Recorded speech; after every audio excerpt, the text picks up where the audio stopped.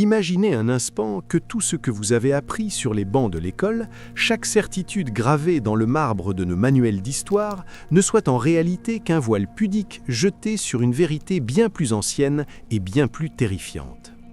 Imaginez que sous les couches de poussière du désert irakien, là où le Tigre et l'Euphrate dessinent les contours de ce que nous appelons fièrement le berceau de la civilisation, repose un objet qui n'aurait jamais dû exister. Un objet dont les inscriptions ne se contentent pas de raconter le passé, mais qui agissent comme un séisme intellectuel menaçant de faire s'effondrer l'édifice fragile de notre chronologie officielle. Nous parlons aujourd'hui d'un texte sumérien si radical, si précis et pourtant si impossible qu'il force les plus grands archéologues à détourner le regard ou à s'enfermer dans un silence gêné. Ce n'est pas une simple tablette d'argile comptabilisant des sacs de grains ou des têtes de bétail, comme il en existe des milliers. Non, ce dont nous traitons ici, c'est de la liste royale sumérienne, et plus particulièrement de ses versions les plus archaïques, celles qui mentionnent des règnes s'étendant sur des dizaines de milliers d'années. Comment une civilisation qui vient à peine d'inventer l'écriture, selon nos critères modernes, peut-elle affirmer avec un aplomb déconcertant que ses premiers rois étaient descendus du ciel et qu'ils avaient gouverné la terre pendant des millénaires avant qu'un déluge cataclysmique ne vienne tout balayer? Est-ce une métaphore, une erreur de traduction, ou bien, et c'est là que le vertige nous prend, est-ce la retranscription fidèle d'une réalité qui nous échappe totalement? Avant de plonger dans les abysses de ce texte qui défie la raison, je dois vous prévenir, ce voyage ne vous laissera pas indemne. Il va falloir accepter de remettre en question l'idée même que nous nous faisons du progrès humain. Si tu veux découvrir d'autres récits troublants, pense à t'abonner. Et toi qui m'écoutes dans l'obscurité, laisse une trace de ton passage, partage ton coin du monde et l'heure à laquelle nos chemins se croisent. Votre présence ici, dans le silence de votre écoute, est le premier pas vers une compréhension que peu osent effleurer. Le texte dont nous parlons, c'est ce prisme d'argile que l'on appelle le prisme de Weld-Blundell. En le regardant, on voit une écriture cunéiforme serrée, méthodique, presque bureaucratique dans sa rigueur. Mais lorsqu'on commence à déchiffrer les noms et surtout les durées, le temps semble se dilater. Le texte commence par ces mots qui font encore frissonner les historiens. Après que la royauté fut descendue du ciel, la royauté fut à Eridu. À Eridu, le roi Alulim régna durant 28 800 ans. Vous avez bien entendu, 28 800 ans pour un seul homme. Puis Alalgar lui succéda pour 36 000 ans.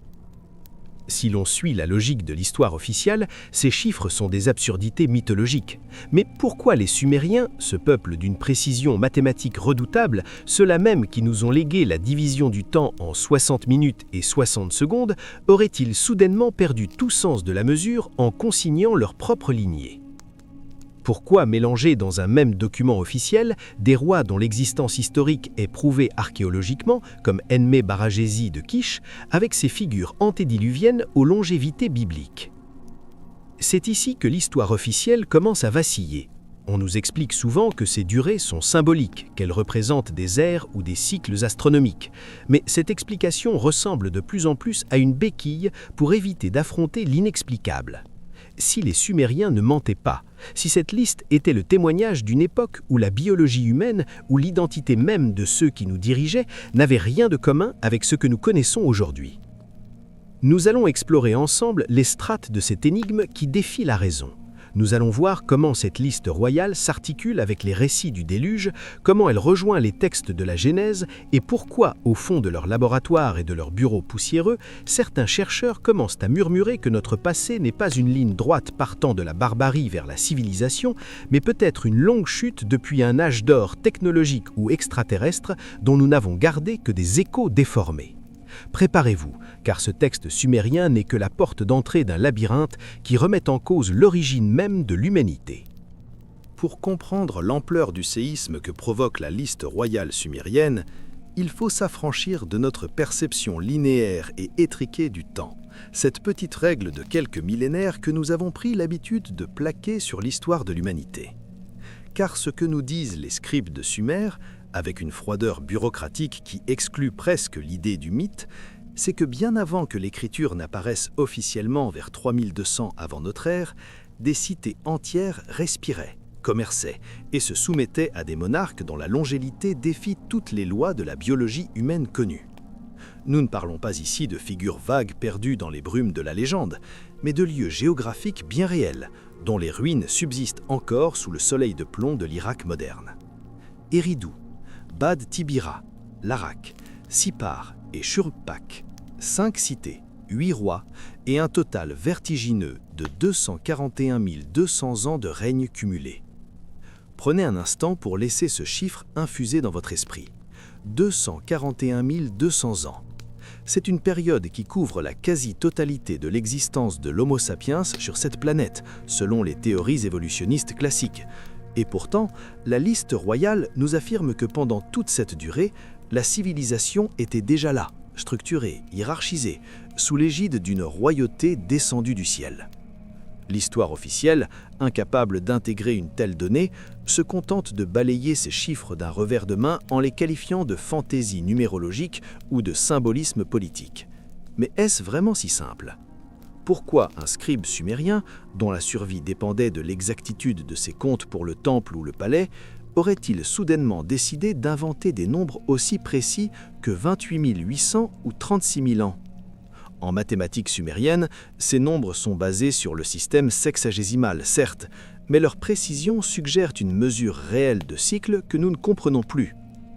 Et si ces rois n'étaient pas des hommes tels que nous les concevons ? C'est ici que le texte commence à faire s'effondrer les certitudes de l'anthropologie. Si l'on accepte l'idée que ces êtres ont réellement régné, nous devons alors admettre qu'ils possédaient une biologie radicalement différente de la nôtre, ou qu'ils disposaient d'une technologie capable de manipuler le vieillissement cellulaire à un niveau que nous commençons à peine à entrevoir avec la génétique moderne. Certains chercheurs hétérodoxes suggèrent que ces durées de vie ne sont pas des erreurs, mais des descriptions littérales d'êtres dont le métabolisme était calé sur d'autres cycles, peut-être même d'origine exogène. Car le texte est formel. La royauté descend du ciel. Elle n'émerge pas de la terre, elle n'évolue pas lentement à partir de structures tribales, elle arrive complète, avec ses lois, sa science et ses représentants immortels. Regardons de plus près la cité de Bad Tibira, le lieu où les métaux sont travaillés. 3 rois y auraient régné pour une durée totale de 108 000 ans. Parmi eux, un certain Dumudzi, qualifié de pasteur. Ce nom résonne étrangement à travers les âges, car on le retrouve plus tard dans la mythologie sous les traits d'un dieu amant de la déesse Inanna. Mais dans la liste royale, il est un souverain de chair et de sang, ou du moins une entité physique exerçant un pouvoir temporel.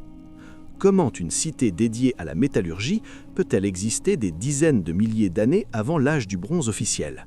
Cela suggère une industrie, une extraction minière et un savoir-faire technique qui auraient perduré pendant des éons, laissant derrière eux des traces que nous refusons de voir. Car si vous creusez assez profond sous les couches néolithiques, vous ne trouverez pas de silex taillé, mais peut-être le silence d'une technologie si avancée qu'elle ne laisse aucune trace de rouille, seulement des anomalies géologiques. L'un des aspects les plus troublants de ce texte est la rupture brutale qui intervient après le 8e roi. Le texte dit simplement « Le déluge balaya tout », c'est le point de bascule. Après cette catastrophe planétaire, la liste royale reprend, mais les durées de règne chutent de manière spectaculaire. Elles passent de dizaines de milliers d'années à quelques siècles, puis à des décennies, pour finir par rejoindre les durées de vie humaines que nous connaissons. Cette dégradation progressive de la longévité ressemble étrangement à une perte de savoir, à un épuisement génétique ou à la fin d'une protection atmosphérique qui permettait autrefois ces vies millénaires. C'est le même schéma que l'on retrouve dans la Bible, où les patriarches antédiluviens comme Mathusalem vivent 900 ans avant que la limite ne tombe à 120 ans après le déluge de Noé. La liste royale sumérienne et la Genèse ne sont pas 2 mythes isolés, ce sont 2 rapports d'enquête sur un même effondrement de la condition humaine. Si l'on suit cette logique, l'histoire officielle ne serait pas l'histoire du progrès, mais l'histoire d'une longue amnésie, le récit de survivants tentant de reconstruire, avec des moyens dérisoires, la gloire d'un monde où le temps n'avait pas la même emprise. Nous vivons dans les ruines d'une époque où des géants de l'esprit et de la longévité marchaient parmi nous. Et le plus effrayant, c'est que les Sumériens ne semblaient pas considérer cela comme une légende, mais comme leur identité profonde.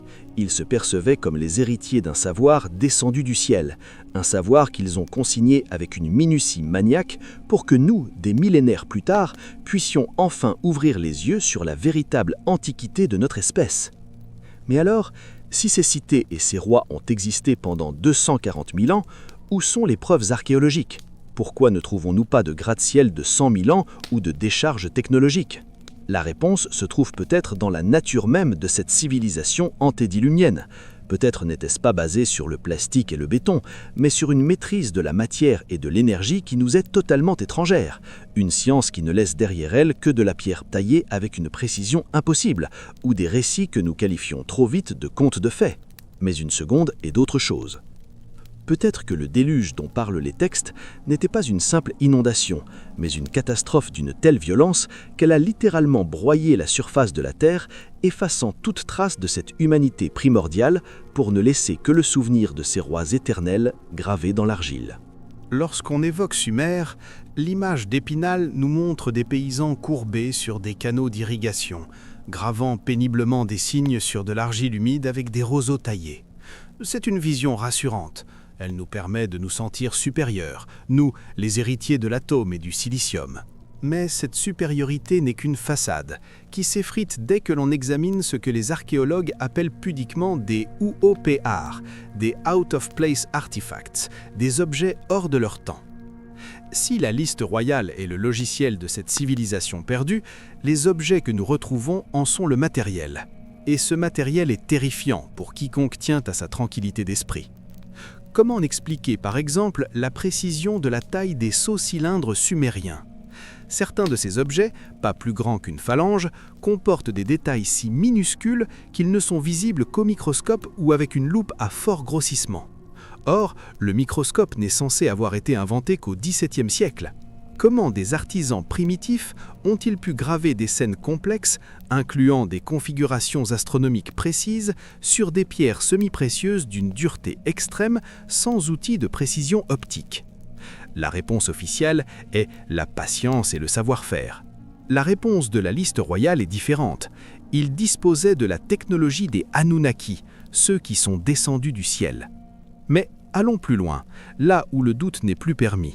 Regardons de plus près la fameuse pile de Bagdad. Bien que trouvée dans des strates plus récentes, sa conception renvoie à des savoirs alchimiques et électriques qui imprégnaient déjà la Mésopotamie ancienne. Imaginez des vases en terre cuite contenant un cylindre de cuivre et une tige de fer. Remplissez-les d'un électrolyte simple, comme du jus de citron ou du vinaigre, et vous obtenez une cellule galvanique capable de produire un courant électrique. Pourquoi des anciens auraient-ils besoin d'électricité ? Pour la galvanoplastie peut-être ? Pour dorer des objets avec une finesse que nous peinons à égaler ?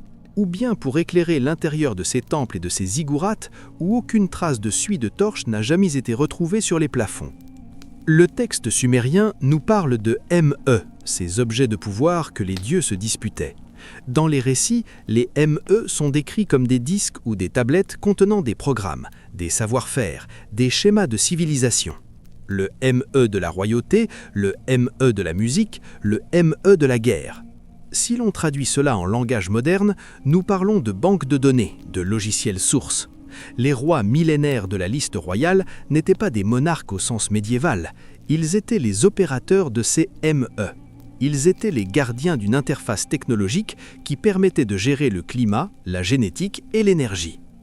C'est ici que l'histoire officielle s'effondre véritablement, dans l'astronomie. Les Sumériens connaissaient l'existence de toutes les planètes de notre système solaire, incluant Uranus, Neptune et Pluton, qui sont invisibles à l'œil nu. Ils décrivaient même leurs couleurs respectives, des détails que nous n'avons confirmés qu'avec les sondes voyageurs dans les années 70 et 80. Comment pouvaient-ils savoir que Neptune est d'un bleu verdâtre ou qu'Uranus possède une inclinaison particulière ? Ils affirmaient que ce savoir leur avait été transmis par les Enuma Elish, les êtres venus d'ailleurs. La liste royale n'est que le calendrier de cette occupation, une période où la science n'était pas découverte, mais administrée. Si l'on accepte cette réalité, alors les 241 200 ans de règne prennent une toute autre dimension. Ce ne sont plus des chiffres absurdes, ce sont les durées opérationnelles d'une présence exogène sur Terre. Une présence qui ne comptait pas le temps comme nous parce qu'elle ne mourait pas comme nous. Les ziggourats n'étaient pas des temples de prière, des infrastructures, des plateformes de communication peut-être, des centrales énergétiques. Avez-vous remarqué que toutes ces cités, Eridu, Nippur, Babylone, sont alignées selon des axes géométriques et astronomiques d'une précision chirurgicale? Ce n'est pas le travail de tribus nomades fraîchement sédentarisées, c'est le plan de masse d'un ingénieur planétaire. L'archéologie officielle refuse de lier ces points. Elle préfère traiter chaque découverte comme une anomalie isolée. Un vase de diorite taillé avec une précision de machine-outil ici, une carte du ciel trop précise là. Mais si vous reliez les points en utilisant la liste royale comme canevas, le dessin qui apparaît est celui d'une terre exploitée, gérée et civilisée par une force qui a fini par se retirer, laissant derrière elle des rois humains avec des capacités déclinantes. Regardez les récits de la création de l'homme dans les tablettes sumériennes, comme l'Atra-Assis. On y décrit une manipulation génétique. On y parle de mélanger l'argile, le code génétique terrestre, avec le blanc d'un dieu, l'ADN exogène. La liste royale commence précisément au moment où cette expérience atteint son apogée. Les 8 rois antédiluviens étaient peut-être les prototypes de cette hybridation. Des êtres dotés d'une longévité exceptionnelle grâce à leur pureté génétique originelle. Le déluge dans cette optique ne serait pas une colère divine, mais une décision de nettoyage d'une expérience qui avait échappé à ses créateurs. Pourquoi l'histoire officielle ignore-t-elle cela ? Parce qu'admettre la validité de la liste royale, c'est admettre que nous ne sommes pas au sommet de la pyramide. C'est admettre que notre civilisation n'est qu'une repouche fragile sur les cendres d'un empire technologique qui a duré 1/4 de million d'années. C'est accepter que nous sommes au mieux les héritiers amnésiques de maîtres qui pourraient revenir. Car la liste royale ne s'arrête pas sur une fin définitive, elle est une boucle. Et alors que nous redécouvrons aujourd'hui l'intelligence artificielle, la manipulation génétique et les voyages spatiaux, nous ne faisons peut-être que réactiver les ME que les rois de Sumer utilisaient il y a des éons. Avez-vous déjà remarqué cette étrange similitude entre les constructions de Gizeh en Égypte, de Tiwanaku en Bolivie, de Baalbek au Liban ou de l'île de Pâques ? Partout, nous retrouvons cette même signature, des blocs de pierre pesant des centaines de tonnes, taillés avec une précision laser, emboîtés sans mortier de manière si parfaite qu'une lame de rasoir ne peut s'y glisser. L'histoire officielle nous raconte que ces peuples, séparés par des océans et des millénaires, auraient tous eu la même idée absurde de s'épuiser sur des chantiers impossibles avec des outils en cuivre et des cordes en chanvre. C'est une insulte à l'intelligence humaine. Mais si nous écoutons la liste royale sumérienne, tout devient limpide. Ces structures ne sont pas des tombes ou des temples construits par des esclaves, ce sont les vestiges de l'infrastructure mise en place durant les 241 200 ans de règne des rois antédiluviens. Lorsque le texte dit que la royauté est descendue du ciel, il décrit l'arrivée d'une caste d'ingénieurs planétaires. À Baalbek, la terrasse des géants supporte des monolithes de 800 tonnes, les trilitons. Comment des hommes de l'âge du bronze auraient-ils pu déplacer de telles masses ? Ils ne l'ont pas fait. Ces blocs étaient là bien avant eux, fondation d'un monde que le déluge a tenté d'effacer. Les Sumériens appelaient ces lieux des lieux de débarquement ou des piliers du ciel. La liste royale mentionne la cité de Sippar comme l'un des centres du pouvoir avant le cataclysme. Dans les textes annexes, Sippar est explicitement décrite comme le port spatial d'Utu, le dieu du soleil.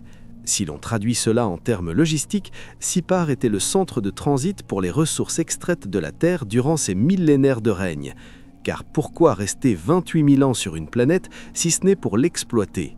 Les rois de la liste n'étaient pas des bergers poétiques, ils étaient les superviseurs d'une opération minière et énergétique à l'échelle globale.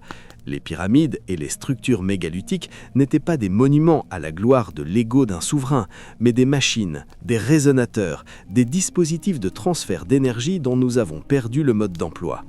Le plus troublant est la corrélation entre les dates. Si l'on additionne les durées de règne de la liste royale à l'envers, on tombe sur des cycles astronomiques parfaits. On découvre que la fin du règne des rois antédiluviens coïncide étrangement avec la fin de la dernière ère glaciaire, une période de bouleversement climatique majeur que les géologues appellent le Dryas récent. C'est précisément à ce moment-là que le niveau des mers est monté de plus de 100 mètres en un temps record. Le déluge n'est plus un mythe, c'est un fait géologique daté de 11 600 ans avant notre ère, et c'est exactement là que la liste royale place la rupture, la fin des cités éternelles. L'histoire officielle refuse de voir ce lien car il oblige à admettre que la civilisation n'est pas née à Sumer il y a 5000 ans, mais qu'elle est morte à Sumer il y a 5000 ans. Ce que nous appelons l'éveil de la civilisation n'était en réalité que le ramassage des miettes. Les Sumériens ont hérité d'un monde dévasté, mais ils avaient encore en mémoire, et peut-être sous les yeux, les machines de leurs ancêtres. C'est pourquoi ils ont pu, en un clin d'œil historique, passer de la chasse-cueillette à une société complexe avec des lois, une médecine, une astronomie et des mathématiques avancées. Ce n'était pas une évolution, c'était un héritage laissé par ces rois qui vivaient 30 000 ans et qui voyaient le passage des siècles comme nous voyons le passage des semaines. Regardez le site de Göbekli Tepe en Turquie. Il a été délibérément enterré il y a plus de 10 000 ans. Pourquoi ? Peut-être pour protéger ce savoir du déluge imminent mentionné dans la liste.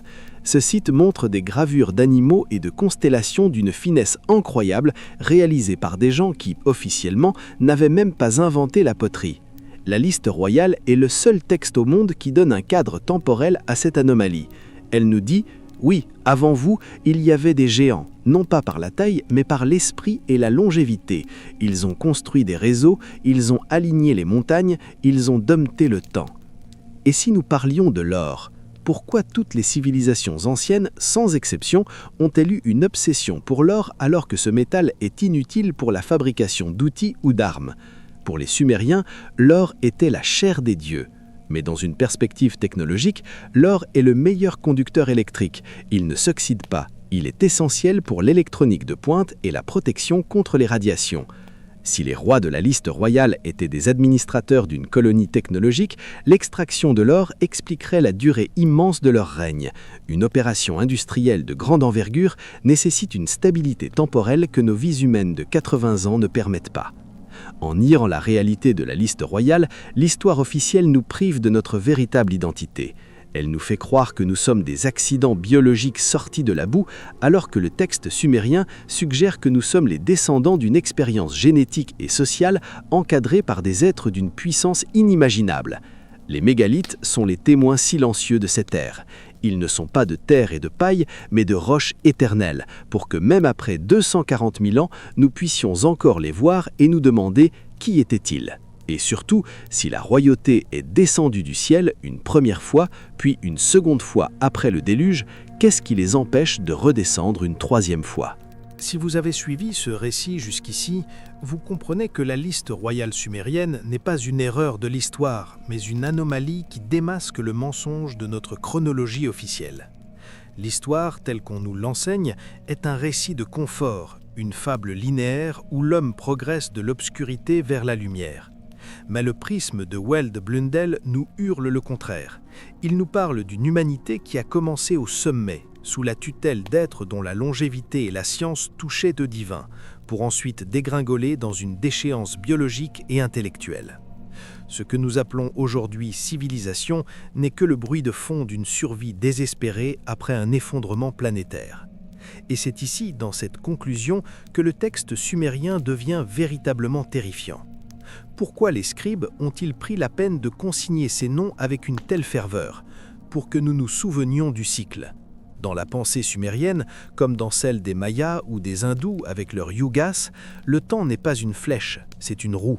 La royauté descend du ciel quand l'humanité est prête à être guidée, et elle se retire quand vient l'heure du grand nettoyage.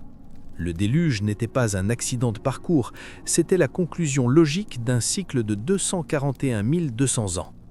Si l'on regarde la précision mathématique de la liste, on s'aperçoit qu'elle est calée sur la précession des équinoxes, ce cycle astronomique de 25 920 ans qui régit les grands changements climatiques de notre planète.